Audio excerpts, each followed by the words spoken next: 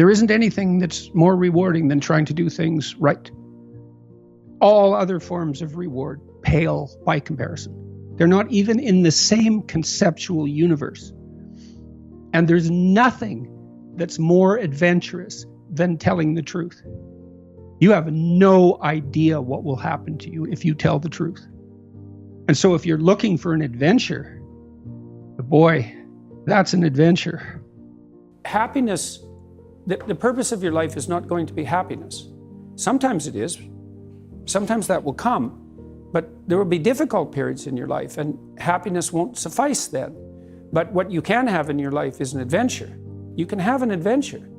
And the truth is the best adventure. There's no doubt about that. And there's a couple of reasons for that. One is, you don't know what's going to happen if you say what you think. Now, I don't mean incautiously, and I don't mean provocatively or any more than necessary. You don't know what's going to happen. So that's very adventurous. But also, if it's you and your voice, then it's your adventure. And if it isn't, like if you're crafting your speech or manipulating in any way, or parroting or abiding by the dictates of the crowd, then I don't know whose adventure you're having, but it's not yours. Terrible as things are, there's a lot more to you than you can possibly imagine. And that if you face those things forthrightly and with some faith and courage, then you can have the adventure of your life and prevail even over catastrophe. People need the opportunity to be good at something. So then you might ask yourself, well, what's the best antidote to the discomfort of life? And you might say, well, it's comfort. And I suppose that's what you act out when you swaddle a baby. But a better antidote is something like adventure to excellence.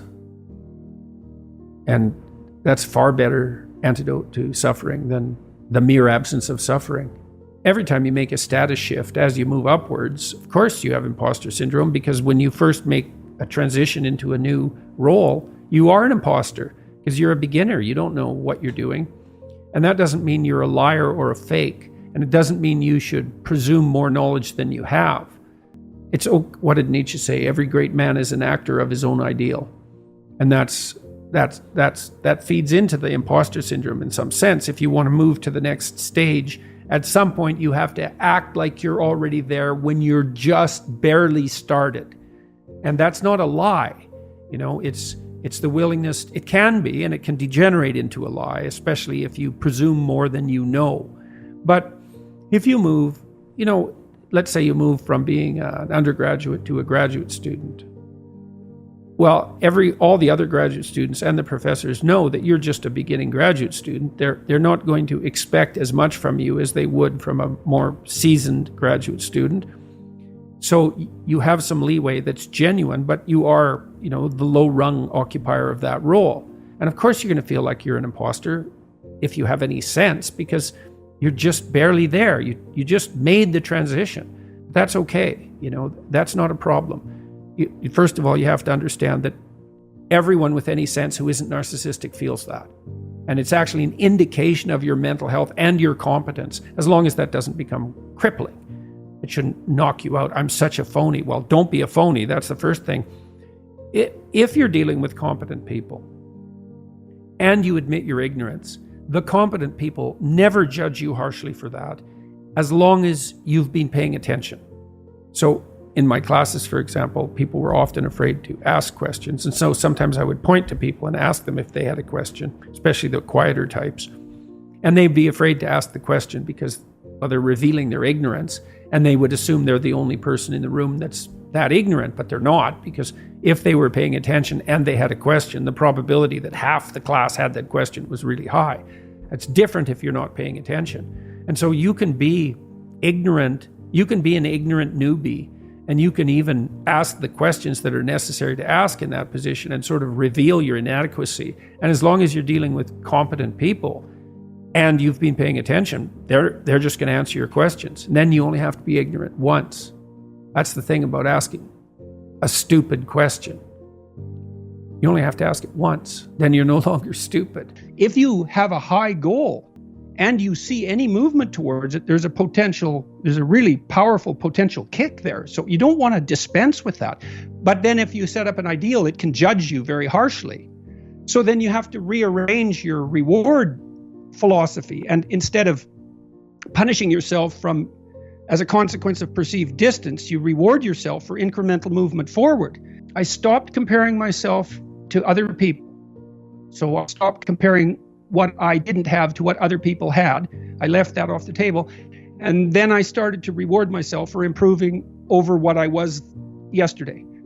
And that's profound change, because it means that you actually get your reward structure transformed.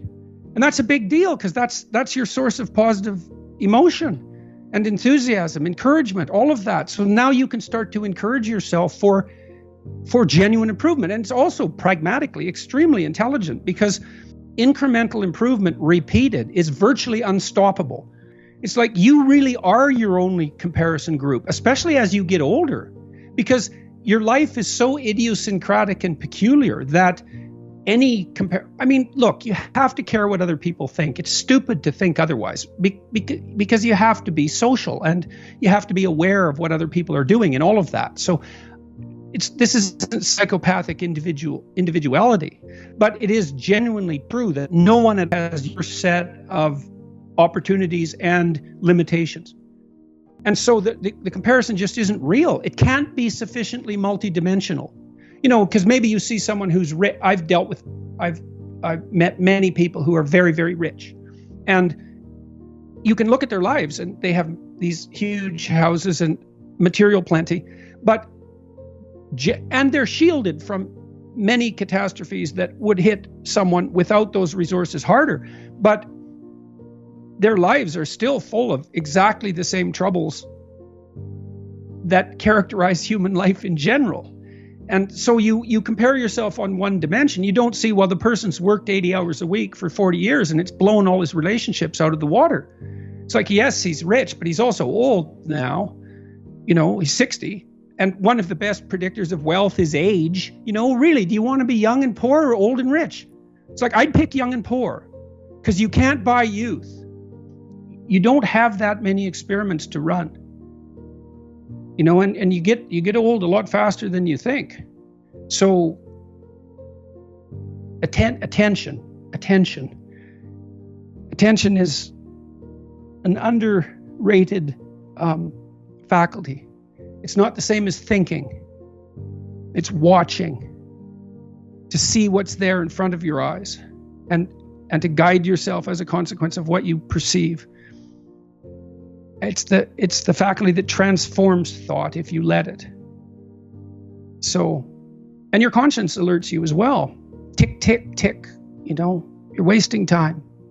And very few people are happy with that. Some are burdened by it more than others, but virtually no one escapes that. Do not punish what you want to have happen.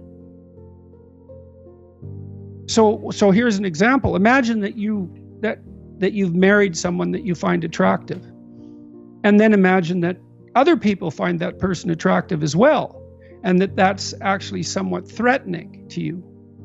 And then instead of dealing with the fact that you're threatened by the very thing that you were attracted to and that you're blessed to have, you start to punish the person that you're with when they manifest themselves as attractive. Well, you do that for 10 years and the attractive person is no longer there. And then you're going to be angry at them, even though it was completely your fault. Because if you punish someone for the manifestation of a desirable virtue, it really hurts them. So a lot of them would come home from work, the guys, and their wives would meet them at the door, and it'd be a fight right away. And it's a clash there, because he comes home and he's tired and hungry. And he's worked all day and he's hoping that he gets welcomed when he comes back to the home, but then the wife is at home and she's been with the kids all day and she's tired and hungry, and she's hoping that when he comes home, he'll show her some appreciation for what's happened today. And then they clash, and then they both have problems to discuss because they've had their troubles during the day. And so then every time they get together, they're not, like, it's a bit of a fight for 20 minutes and then the whole evening is screwed. And so then you think, okay, here's the deal. It's knock and the door will open. Okay, you get to pick what happens when you come home, but you have to figure out what it is. So now this is the deal. You treat yourself properly. You imagine coming home and it goes the way you want and need it to go. Okay, what does that look like? You get to have it, but you have to know what it is. What does it look like? And you think, okay, I want to come home. I want to be happy about coming home. I come home. I open the door. I say, hello, honey, I'm home. My wife says, hi, it's so nice to hear your voice. She comes up. She says, hi, dear. She gives you a hug. She says, how was your day? And you say, well, we'll sit and talk about that. How was your day? Well, we'll sit and talk about that. Do you need something to eat? Probably. Let's go sit and talk about our day. It's like, that sounds pretty good. Okay, that sounds pretty good. Might not be perfect, but sounds a hell of a lot better than what we're doing now. So how about we'll go talk to your wife. Say, okay, this is what's happening when I come home. I would like it to be better. What would you like to have happen if you could have what you wanted? And so she sits down and she thinks, okay, if he comes home, what do I want to have happen? And then now you got two visions and you say, well, what would you like? And you listen and she says, what would you like? And you tell her, and then you think, okay, now how can we bring these visions together? So not only do we both get what we want, but because we've brought them together, we even get more than we want. Well, who wouldn't agree to that unless they were aiming down? And that's so exciting. It's not a compromise. It's a union of ideals. That's even makes a better ideal. And then you get to come home. And then there's another rule that goes along with that, which is, please, dear, have the grace to allow me to do this stupidly and badly while I learn at least 20 times. Yeah. And I'll give you the same leeway. And then we'll practice stupidly for 20 times and we'll talk about it. And then maybe we'll get it right for the next 10,000 times. Right? And you can do that with your whole life, and you can do that with your kids, and you can do that with your family. Like, it's not easy, but you can do it. It's a lot easier than the alternative. Like, it's the men that have the most, what would you call it? It's not aggressive exactly, but we'll leave it at that. Aggressive and fearless temperaments that can be the best men. But it's like having a very powerful dog. You better discipline it, because otherwise it's going to be a monster. It's the most pathological doctrine you could invent if you set out to invent a pathological doctrine. And I mean that. I'm not making a joke. I really mean that in the deepest possible sense. The notion that the fundamental human motivation is the willingness and ability to use compulsion, power. It's all about power. And every time I hear that now from someone, I think, that is not a sociological observation. That is a confession on your part. And it's also just complete bloody nonsense. I mean, you all know this. You have friends because they're compelled to be your friends? Like, that's definitely not how you have friends. You might have bully henchmen that way, but you don't have friends. Power is an extraordinarily unstable basis to establish a marriage on. Plus, it just doesn't work, because it turns out that women who are so annoying are very difficult to oppress, So you can try, but it's not that easy. And I don't think that we've been all that historically successful in doing so. But it's also a preposterous proposition, because the expression of power within an intimate relationship does not produce intimacy or a relationship. The best it can produce is like a combination of tyranny and slavery, and that does not characterize the institution of marriage per se. So there is this insistence among the radicals that power is the fundamental motivation, and then you think too, okay, you're only motivated by power. That means that we can only get along if our interests align, because if you're motivated by power and I'm motivated by power and our interests don't align, and there's nothing else but power, then the only option I have is to turn you into an enemy and try to destroy you, because we can't engage in dialogue. That's dialogos. And the reason we can't engage in dialogue is because there's no logos. There's just power. So there's no such. This is why it's a good thing for conservatives to understand. You have to understand that the debate about free speech on campus, in the deepest sense, is not a debate about who should be allowed to speak freely. That's nothing. That's a trivial debate. You can even understand it in some sense. If I don't agree with you, maybe I don't want you to talk. But the debate is about something much deeper, which is whether or not the idea of free speech itself is just a mask developed essentially by Europeans to justify the oppressive patriarchy in the most devious possible way. And the answer the radicals have to that question is yes, that's exactly what it is. And so there's no free speech whatsoever. That's an illusion that's promulgated by people who are only trying to justify their claim to power. That's what the bloody argument is about. And I just think all of it's wrong in every way. It's wrong theologically, it's wrong psychologically, it's wrong scientifically.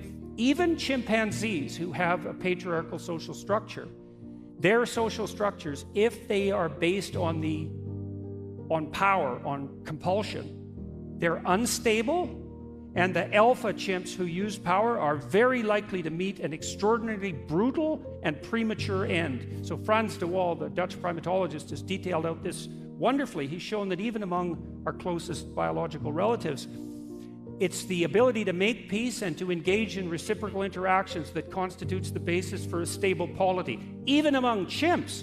And it's obviously the case that that's the proper basis for social relations, especially among free people. And I've been trying to puzzle out what the antithesis to power is, or to the will to power, let's say, in terms of arbitrary compulsion. And it's something like the spirit of free and voluntary play. And that's a wonderful thing to know. It's so optimistic. You guys were talking about optimism earlier, you know. So imagine this, is that if you structure your relations optimally, and I mean optimally, with yourself, with your intimate partner, with your family, with your community, the highest level of attainment of that structuring is the manifestation of the spirit of voluntary play. And that's so lovely because there's nothing better than playing, fundamentally.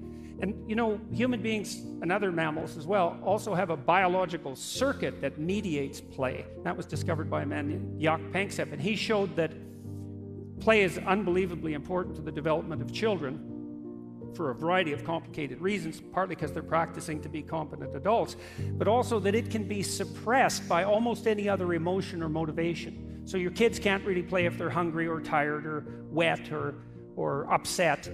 The same would apply within your relationship. If there's stresses and tensions, the play disappears. But if you optimize the relationship and the circumstance, then the spirit of play can manifest itself. And I would also say that's also the fundamental purpose of fathers in some sense, is to imagine that paradise, that's a walled garden. That's what paradise means. So it's walls, structure, and then the garden inside is nature, and a nature that's tended.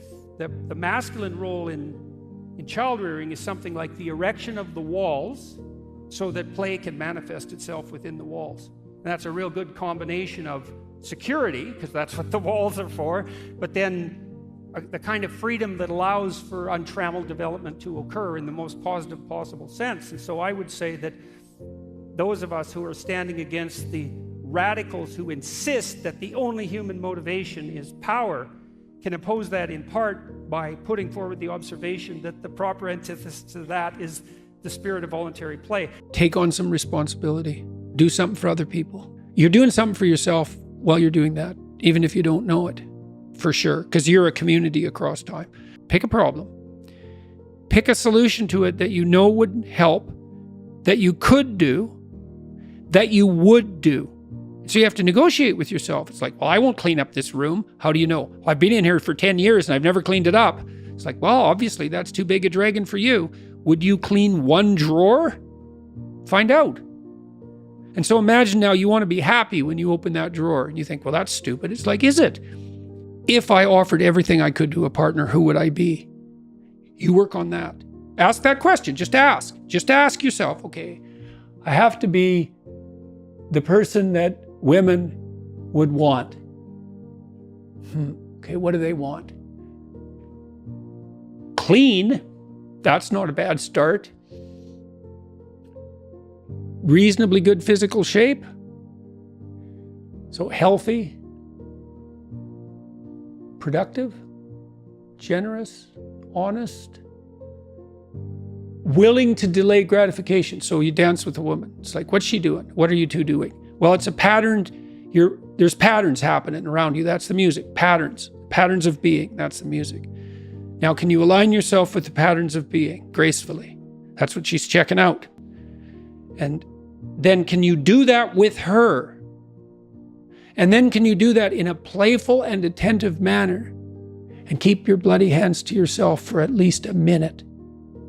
And so, can you dance in a playful manner? It's like you can go through this in your imagination. And you'll know. And then you think, well, how far am I from those things? And the answer is usually, man, it's a pretty horrible abyss separating you from that ideal. But the harder you work on offering other people what they need and want, the more people will line up to play with you.